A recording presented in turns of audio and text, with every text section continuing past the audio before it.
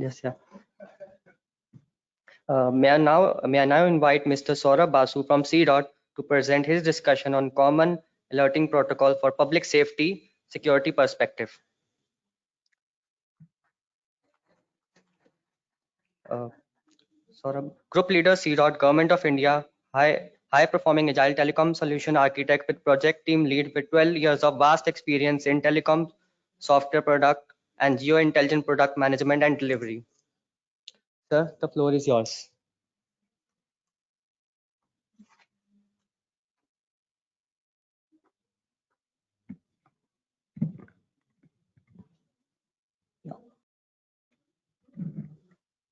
Good afternoon, everyone. So thanks TSDSI for giving me this opportunity for delivering this topic. Though this topic is not directly associated with IoT and M2M, but this topic will give you a great idea how adoption of standardize is why so important. Because without even adoption of standardize, so not only the IoT sector, any sector across the across any area is going to be created, going to be a mess. Now, if I talk about the public warning system, so for public warning, so there are in India there is a institutional framework. There are a lot, number of agencies like Meteorological Department, just like Central Water Commissions, just like Forest Survey of India. So different department is involved for giving warning, public alerting related different departments and different events. So which is not very convenient to interoperate in between them and integrate them in a common platform.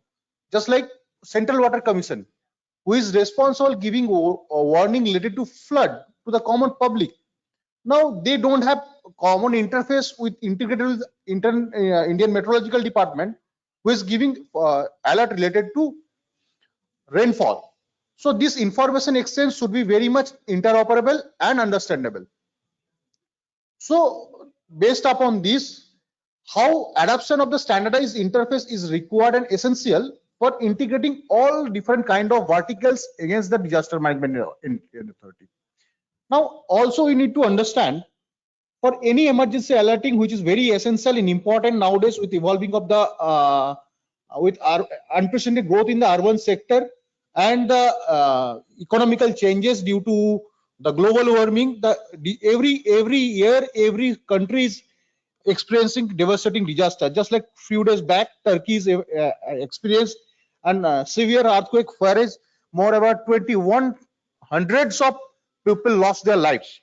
So if we give timely alerting and award them about the any impending disaster situation, then it's lots of precious human life can be saved. Now, what is the key factor on giving the how precise alerting should be? Now, first we should know what is the event, what is going to impact it in which area. Is my area going to impact it? And if I'm got impacted by the heavy thunderstorm, then what should I do? Because people know a thunderstorm is coming because news is flash, the cyclone is going to hit that, a tornado going to hit this my area and this coastal belts. But what kind of people and what sort of people who do or what need to do what, that is not very clear among the common people who is actually getting affected by the any disaster situation. Now, which kind of affect and how quick it will become, what is the severity level, what is the impact factor in this? So that is also not very clear. It's going to impact very, so it is very likely event or this kind of thing. So that is a very there is a very gray area in this thing. So for that, in adoption of standardization is very required in this domain. So that is why what used to happen that people sometimes miss out the alerts because they are not familiar which kind of alerts should be reacted upon which. Sometimes just like there is some rainfall is happening at the same time in the southern part of the country, but I am not intended for this kind of alerts, but that's reaching to me sitting at Delhi, the northern part of the country. So I will lose interest on the having or viewing these alerts. So alert should be goes to location specific and for which it is intended for. So that creates first of all the authenticity and acceptance among the users. Just like sir is few in my previous presenter is saying the awareness among the common people. So that is very important. So not creating an awareness, creation of awareness is not only the final thing, but at the same time we need to create whatever information we are passing to the common citizens, that they should appreciate the information, so that whenever such information comes from the authority, they should actually act upon. Now, that is why actually I am saying that message should go to the particular user for which actually it is intended for. So this is the whole requirement of this ecosystem. Now I'm coming how through standard we have solved this problem. Not only in India, in other developing countries is also adopt the same standardized approach to solve their problem. Now there is a certain difference in terms of implementing solution in the other developed country in India. Now in India there are 22 languages being followed in the different parts of the country, and there is a significant educational differences between the urban and the rural sector, the understandability, the capability, as well as the poverty level also. So that and as well as the digital divide. So mostly in the coastal belts, the people are used to living, they are not that much educated. So thing is that we need to educate them in their regional language. If we're giving alerted them key that cyclone is going to hit, so they won't be able to understand. So this kind of the geodiversity things which is present in India need to be addressed, which is not present in other developed country in the world. So India is a unique scenario. For this, ITU have a standard recommendation, not standard, it's a recommendation, ITUT X.1303.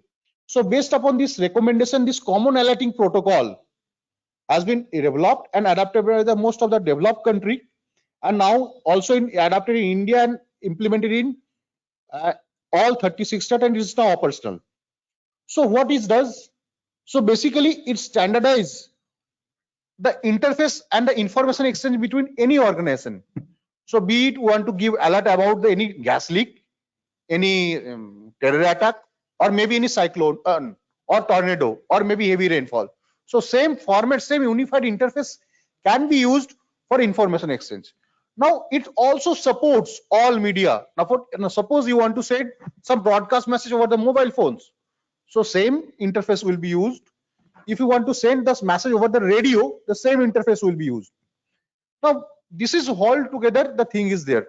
Now based upon that, it supports multimedia. So not only text, you can send image, audio, and video, as well as because when you are sending the information and triggering to the public, so you are getting a direct tool through which you can send message to any citizens of the country, of the any part of the country.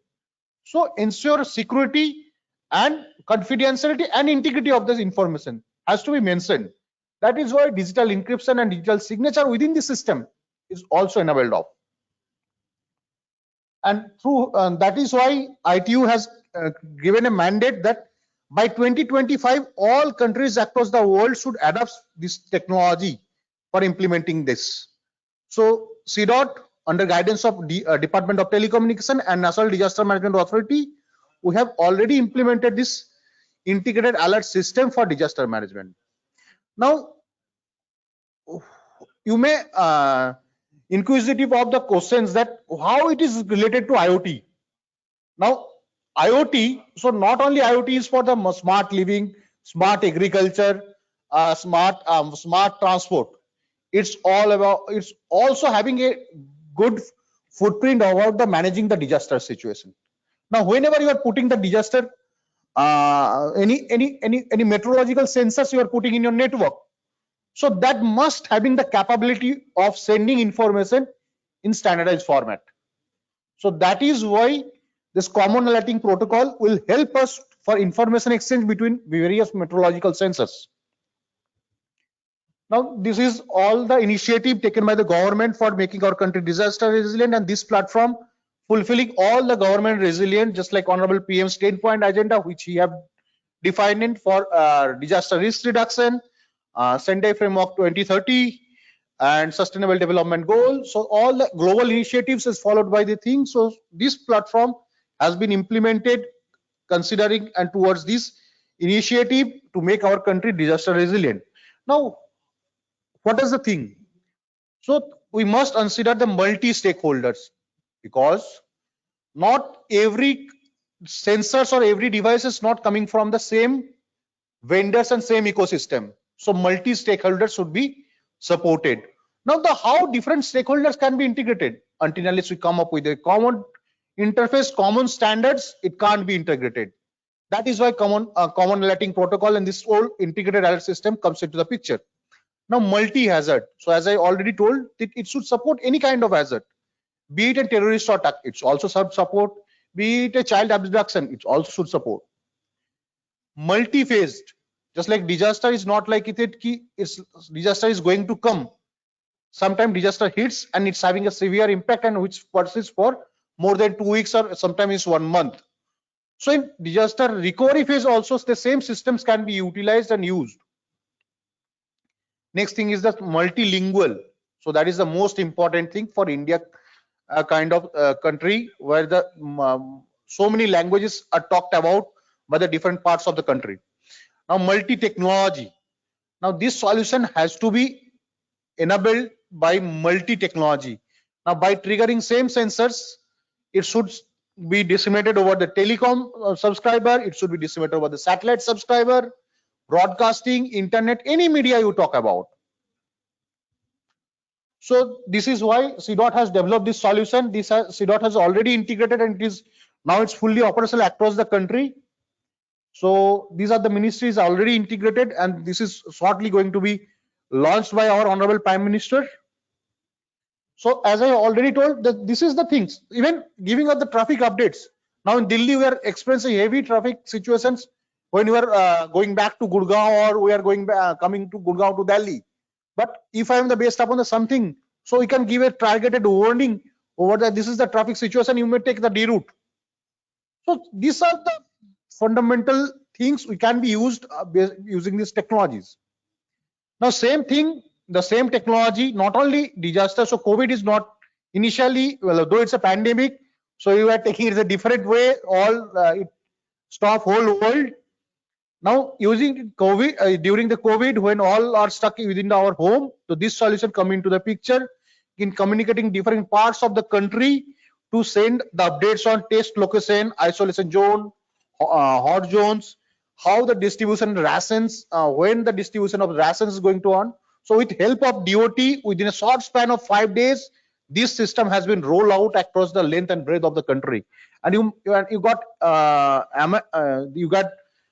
surprised that this system has been sent near about 3.5 billion SMS using this system, and 25 states are benefited about this system, and all are being helped.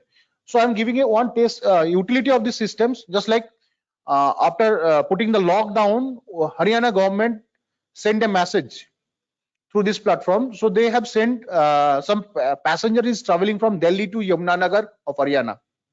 So some of the patient was later detected by the COVID, who is traveling with by particular bus.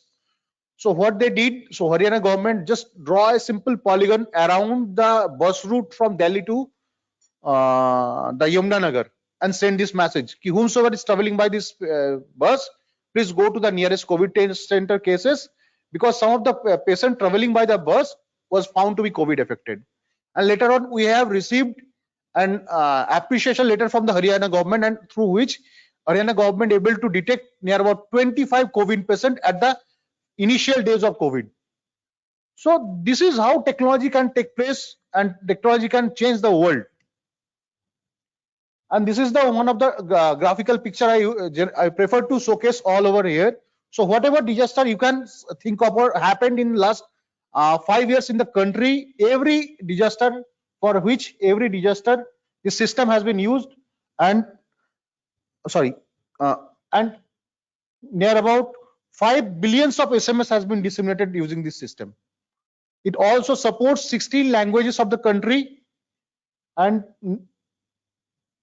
already 650 near about 50 or 60% of our Indian population already get benefited of this system. So before coming to that, I also like to highlight here. So after implementing this system earlier in India, every year due to disaster, that the death is on a figure in 3 figures. Now in last 2 years, apart from COVID, the death due to natural disaster significantly reduced, because if we able to alert people in the right well in time, they're giving a lot of time to evacuate and make themselves safe. So that's this way we are saving a lot of life and property. And finally, the security. So this system is used for security. Now if there is a security breach within the system, what will going to happen? Then again it will itself going to create another disaster. So securing end-to-end security through considering all the things, just like zero trust security policy, this system has been enabled. Not only the multi-factor authentication, the other thing is that we also consider that because nowadays we are experiencing supply chain attacks. So because we are not using any directly, our code is not vulnerable, but we are using some open source software or open source packages that found to be vulnerable down the line. Today it is not vulnerable, but after 6 months there is some bugs found out by some of the things. So supply chain management and management of SBOM is a very much important thing for ensuring security. Now this is all technical forum is there, and TSDSI experts are here. So I would also request that we should also start and standardize an activity on how we can make this SBOM as a part of standard, because underlying supply chain, if I can't secure the underlying supply chain, then whole ecosystem cannot be secured and sustainable. And these are the things we have already done. So radio, we have some Covid से बचाव के उपाय अपनाएं, जैसा कि आपस में 1 metre दूरी बनाए रखें, अपने हाथ बराबर धोएं एवं मास्क पहनें। So radio, All India Radio is already integrated. We have integrated Tata Sky. Same thing has been used in Andhra Pradesh during cyclone, recently cyclone Mandos, which is affecting Andhra Pradesh and the Tamil Nadu coast.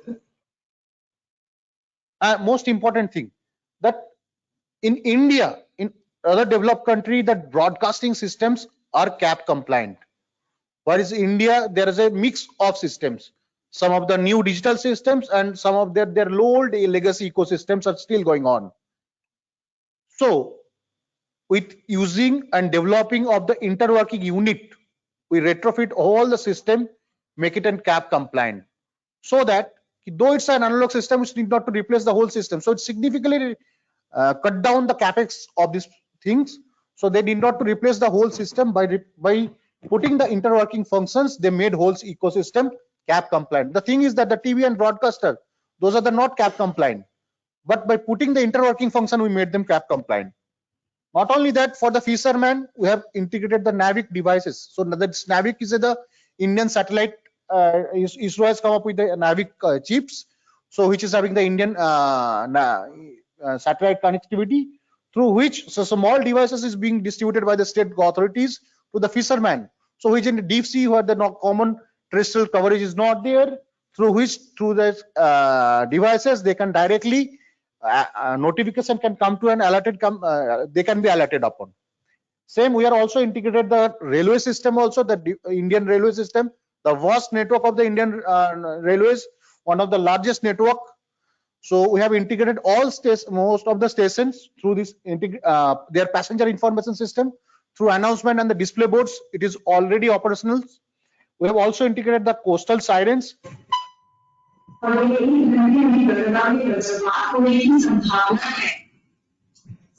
This is a simulated test bed in the terms of the station. Not only that, now final thing. So these are we have adapted the standard, but what is the next? So now AI become the enabler of the new development and new era. Now how AI can be used by effective utilization of the disaster in disaster management. So ITU has come up with some focus group for every domain, like disaster domain. They have come up with some focus group. For smart vehicle, they have come up with the focus group. So for AI for disaster management, CDOT is actively taking participation in that and make how AI-enabled citizen-centric decision support system can be facilitated as well, can be implemented, and how it should looks like. What are the fundamentals should be kept in mind during implementation of the AI-centric any decision support system that is very needed in coming days for managing any disaster kind of situations. And that's all. Any question? Yeah, please.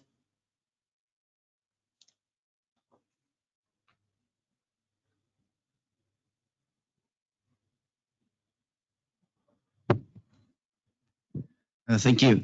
Very interesting presentation. I have one question. Since one of the interests definitely is that public warning alerts are understood and are also interworked. So what we have done in 1M2M, we have a specification on public warning alert enablement, and we also refer to CAP.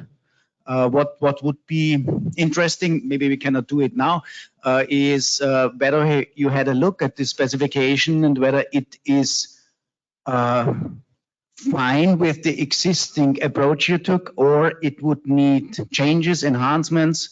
Yeah, that would be my question. So it's more, maybe we can talk afterwards. Yeah, thanks for this very nice suggestion. Yeah. So we should definitely look into that, because in coming years, IoT and the M2M devices will be the game changer. Yeah. So that will be driven industry, and every part of the things will be driven by the IoT devices. Yeah. So how we can enable the early warning through IoT devices? Yes, yeah. I will definitely look into that. Yeah, and definitely it should interwork. Otherwise, exactly. It will not help. Thank you. Thank you. Anyone else?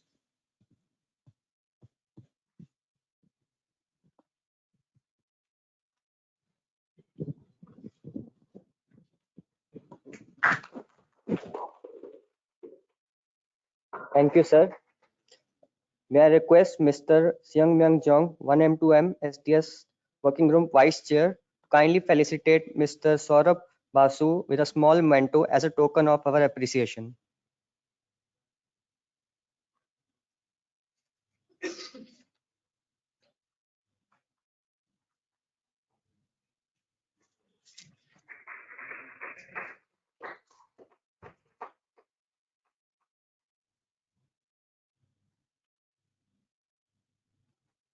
Now I invite Mr. Priyanshu Sharma